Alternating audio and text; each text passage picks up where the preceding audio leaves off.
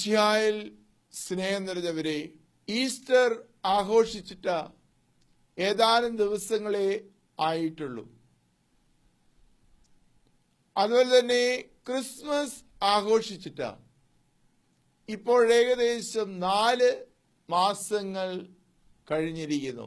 ക്രിസ്മസുമായി ബന്ധപ്പെട്ട, പ്രത്യേകിച്ച് പൂജാ രാജാക്കന്മാരുമായി ബന്ധപ്പെട്ട ഏതാനും ആശയങ്ങളാ നിങ്ങളുടെ മുൻപിൽ വയ്ക്കുവാൻ ഞാൻ ആഗ്രഹിക്കുകയാണ്.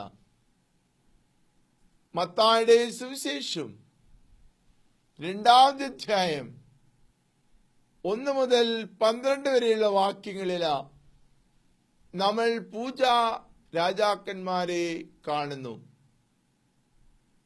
അവർ യേശുവിനെ കുമ്പിട്ട് ആരാധിച്ചു എന്ന് പറഞ്ഞിരിക്കുന്നു. തൊഴുത്തിൽ പാറയിൽ തുരന്ന ഗുഹകൾ ആയിരുന്നു. അവിടെയാണ് യേശു ജനിച്ചത്. പൂജാ രാജാക്കന്മാർ സമ്മാനങ്ങളുമായിട്ടാണ് വന്നത്. സ്വർണം, കുന്തിരിക്കം, മീറ.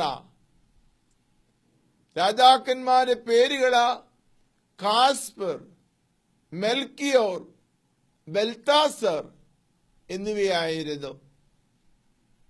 അവർ തിരിച്ചു പോയപ്പോൾ മറ്റൊരു വഴിയെ പോയി എന്നാണ് പറഞ്ഞിരിക്കുന്നത്. അതിന്റെ അർത്ഥം അവരിലൊരു മാറ്റമുണ്ടായിരുന്നു, ഒരു പരിവർത്തനം ഉണ്ടായിരുന്നു. ജീവിതത്തിൽ ഒരു പുതിയ വഴി കണ്ടുപിടിക്കുവാൻ അവർക്ക് സാധിച്ചു.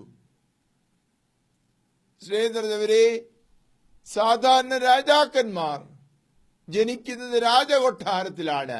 എന്നാൽ യേശു ജനിച്ചത് ബത്ലഹേമിൽ ഒരു കാലിത്തൊഴുത്തിൽ.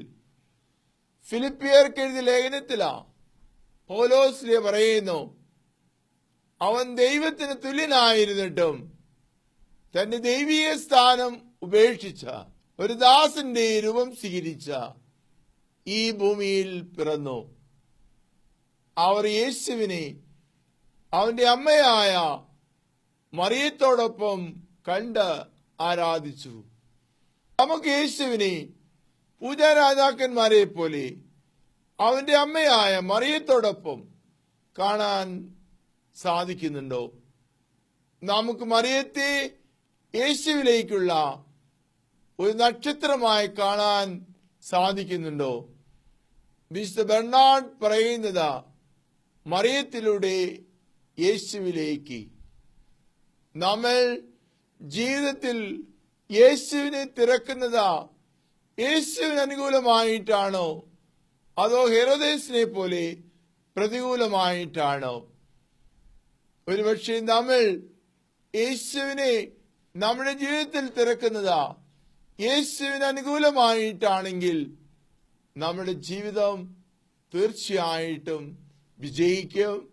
ദൈവം നമ്മെ എല്ലാവരെയും അനുഗ്രഹിക്കട്ടെ.